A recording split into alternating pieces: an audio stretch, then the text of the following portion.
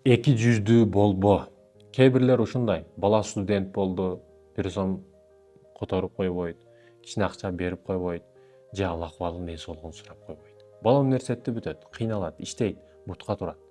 Эл жашабаган жашоодо жашашты баштайт. Телевидение, радио бардыгы ал тууралуу сүйлөштү баштайт. Анан келе баштайт достору, туугандары ар ким чала алып. Чалбай койсоң, чала албай калсаң, келе жумуш менен башка менен жүрүп эме кылып калса, эмне кылат? Эч ким айтпаган сөздөр менен, эч ким сөкпөгөн сөздөр менен сөгүп,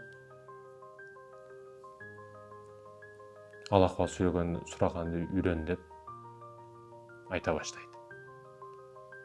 Кече каякта элең? Эч кимге кереги жок бир мусор ящиктин астында жатып жүргөндө каякта дең? Эч ким ден соолук сурабаган учурда ден соолук сурадыңбы сен? Акчасыз калып, көчөдө калып, студент болуп жүргөн учурда акча бердиңби? Өзүңдөн изде. Ал сага должен эмес, ал кыйналып ошол тепкичеге чыкты. Ошо кыйынчылык учурда бир абалын сураган жоксуң. Эми ал сага чалып сураш керекпи?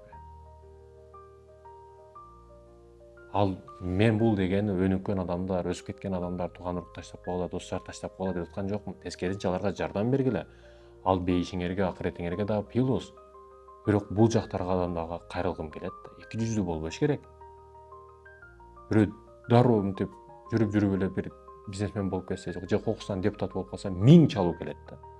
Куттуктайбыз, мен сенин досуң дегенмин, тууганың дегенмин. Эки жүздүү болбош керек.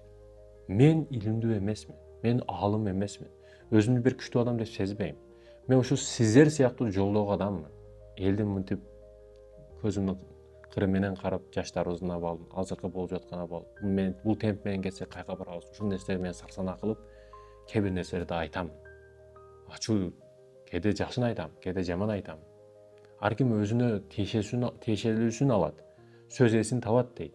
Мен эне тууралуу сүйлөймүн, ата тууралуу сүйлөймүн, илим билим тууралуу сүйлөймүн, өнүгүү тууралуу сүйлөймүн, кризис тууралуу сүйлөймүн, бизнес тууралуу сүйлөймүн, ар бир темада сүйлөймүн.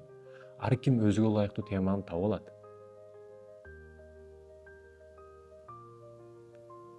Ошондой экен, урматтуу мекендештерим, мусулман бир туугандарым, колдогонду билишибиз керек бири-бирибизди.